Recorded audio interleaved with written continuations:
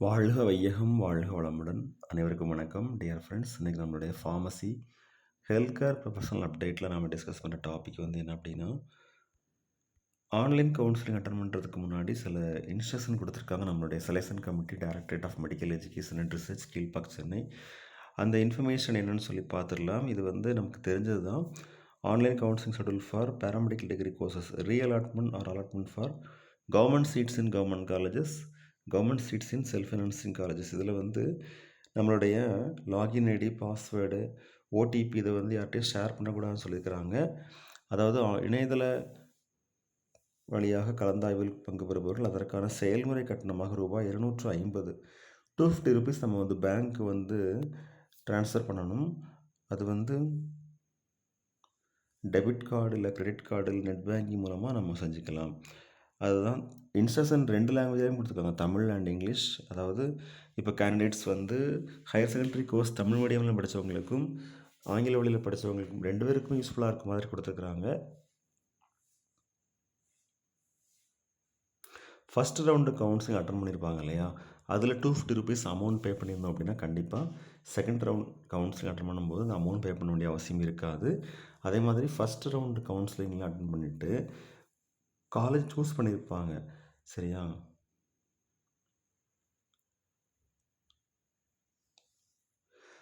அந்த college choose பண்ணதுக்கு அப்புறமா அவங்களுக்கு ஏதாவது சேஞ்சஸ் வேணும் அப்படி தேவைப்பட்டால் இந்த கவுன்சிலிங் அட்டன் பண்ணி இதுலேயுமே வந்து அவங்களுடைய சீட்ஸை வந்து மாற்றிக்கலாம். அதாவது அரசு மருத்துவக் கல்லூரி மற்றும் வேறு அரசு மருத்துவக் கல்லூரியில் உள்ள படிப்பை மாறுதல் செய்ய விரும்பினால் இக்கலந்தாய்விற்கு பதிவு செய்து புதிய விருப்ப படிப்பு அல்லது கல்லூரியை தேர்வு செய்யலாம். ரீஅலாட்மெண்ட்னு ஏற்கனவே கொடுத்துருக்காங்க பார்த்தீங்களா, அதனால் இதை சூஸ் பண்ணிக்கலாம்.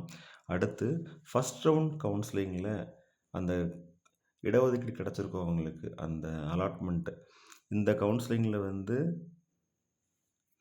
அட்டன் பண்ணி திரும்பவும் ரீஅலாட்மெண்ட் கிடச்சதுனால் ஃபஸ்ட்டு ஆல்ரெடி ஏற்கனவே அவங்களுக்கு கிடச்சிருக்கும் இல்லையா, அந்த சீட்டு வந்து கன்ஃபார்ம் ஆகாது. செகண்டாக நீங்கள் என்ன சூஸ் பண்ணுறீங்களோ அதுதான் கன்ஃபார்ம் ஆகும். அதில் வந்து 2வது கிடச்ச இடத்துல தான் நீங்கள் வந்து கண்டிப்பாக ஜாயின் பண்ணுற மாதிரி இருக்கும். ஸோ இந்த கவுன்சிலிங் அட்டன் பண்ணுறதுக்கு முன்னாடி உங்களுக்கு ஃபஸ்ட்டு அலாட்டான சீட் வந்து ஓகேவா, இல்லை உங்களுக்கு சேஞ்சஸ் வேணுமா அப்படிங்கிறத நிறைய டைம் யோசிச்சுட்டு அதுக்கப்புறமா இந்த கவுன்சிலிங் அட்டன் பண்ணிக்கலாம்.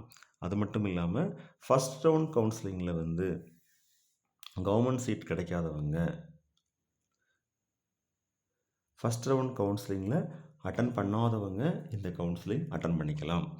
அதாவது ஃபஸ்ட் ரவுண்ட் கவுன்சிலிங் அப்படிங்கிறது ஒரு குறிப்பிட்ட ரேங்க் வரைக்கும் மட்டும்தான் அப்ளிகேஷன் அந்த கவுன்சிலிங்கில் வந்து கலந்துக்க முடியும்னு சொல்லியிருப்பாங்க. ஸோ அப்படி இருக்கும்போது இந்த செகண்ட் ரவுண்ட் கவுன்சிலிங்கில் வந்து எல்லாருமே கலந்துக்கலாம்னு சொல்லியிருக்காங்க.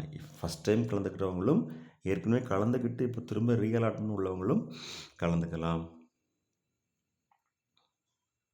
இன்னொன்று, இந்த சாய்ஸ் ஃபில்லிங் சொல்கிறாங்க இல்லையா, நம்ம எந்த இன்ஸ்டியூஷன் சூஸ் பண்ணுறோம், எந்த கோர்ஸ் சூஸ் பண்ணுறோம் அப்படிங்கிறதுல ரொம்ப கேர்ஃபுல்லாக இருக்கணும்.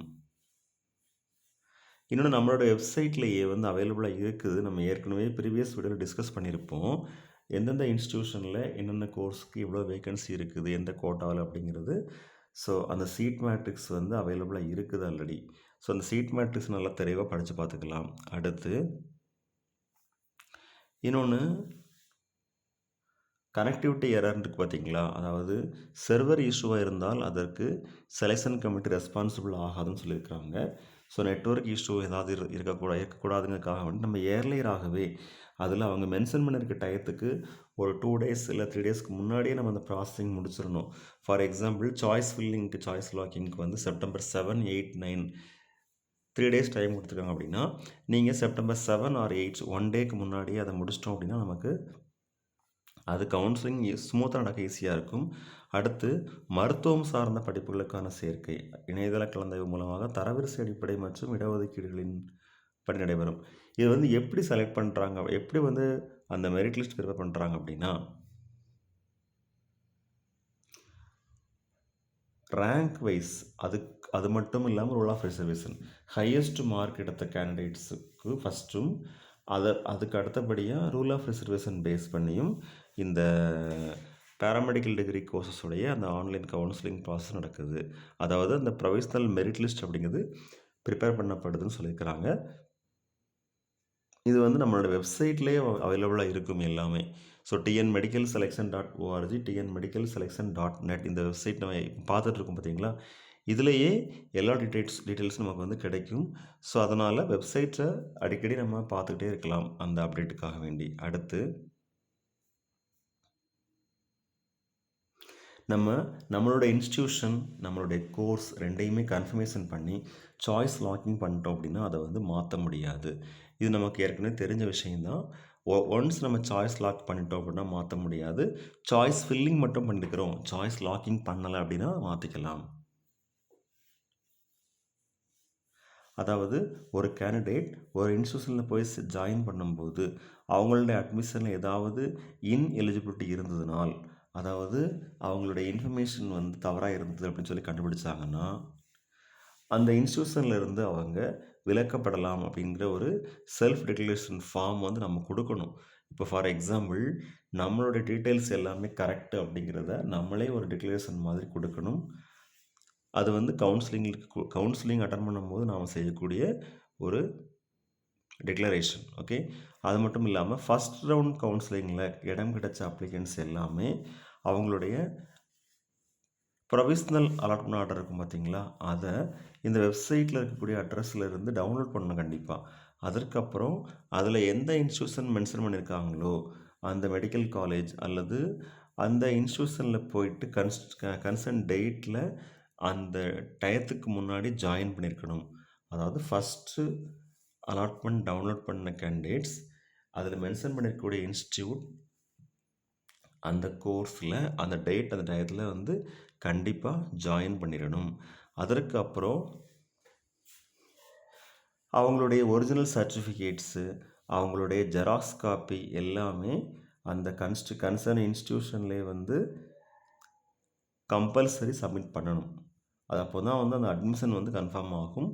கன்சர்ன் டேட்டு அந்த டயத்துக்குள்ள நம்ம இன்ஸ்டியூஷனுக்கு போகலை அப்படின்னா அவங்களுடைய அந்த அட்மிஷன் வந்து கண்டிப்பாக கேன்சல் ஆகிரும். ஏன் அப்படின்னா ஃபர்தராக அதில் உள்ள வேகன்சிஸ் வந்து அதற்கு அடுத்து வரக்கூடிய நண்பர்களுக்கு யூஸ்ஃபுல்லாக இருக்கணும் அப்படிங்கிறதுக்காக வேண்டி அவங்களுக்காக வேண்டி அலாட்மெண்ட்டுக்கு அந்த வேகன்சி பொசிஷனில் போயிடும். அதனால் எந்த இன்ஸ்டியூஷனில் நம்ம ஜாயின் பண்ணுறோமோ அந்த இன்ஸ்டியூஷனில் நம்ம அந்த டேட்டில் அதற்கு முன்னாடியே போயிட்டு நம்மளோட அட்மிஷனை கன்ஃபார்ம் பண்ணிக்கணும்.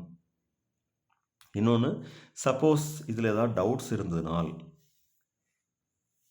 இப்போ தமிழில் அப்டேட் பண்ண இன்ஃபர்மேஷனில் ஏதாவது கிளாரிஃபிகேஷன் இல்லை அப்படின்னா ஃபைனலாக இங்கிலீஷில் என்ன மென்ஷன் பண்ணியிருக்காங்களோ அதுதான் வந்து ஃபைனல்னு சொல்லியிருக்காங்க. ஃபார் எக்ஸாம்பிள் ஒவ்வொரு டேர்ம்ஸுமே வந்து டிஃப்ரெண்ட்டாக இருக்கலாம். இப்போது விண்ணப்பதாரர்கள் அப்படின்னா அப்ளிகன்ட்ஸ்னு அர்த்தம். அதே மாதிரி அலாட்மெண்ட் ஆர்டர் அப்படின்னு சொல்லியிருக்காங்க ஆங்கிலத்தில். அது வந்து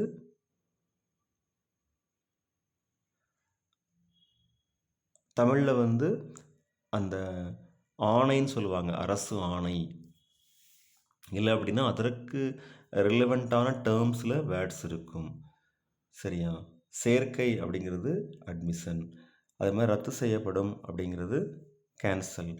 இந்த மாதிரி ஒவ்வொரு வார்த்தைகளுக்கு சப்போஸ் இதில் மீனிங் புரியாமலோ இல்லை ஏதாவது ஒரு கண்டென்ட் வந்து ஃபைனலைஸ் ஆகாமலோ இருந்தது அப்படின்னு சொல்லி ஃபீல் பண்ணாங்க அப்படின்னா இங்கிலீஷில் என்னென்ன விஷயங்கள் கொடுத்துருக்காங்களோ அதுதான் ஃபைனலைஸ் ஆகும் அப்படின்னு சொல்லியிருக்கிறாங்க.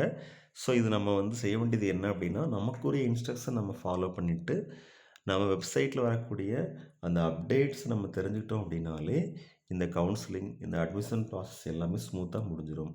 All the very best wishes for all success. வாழ்க வையகம், வாழ்க வளமுடன். நன்றி.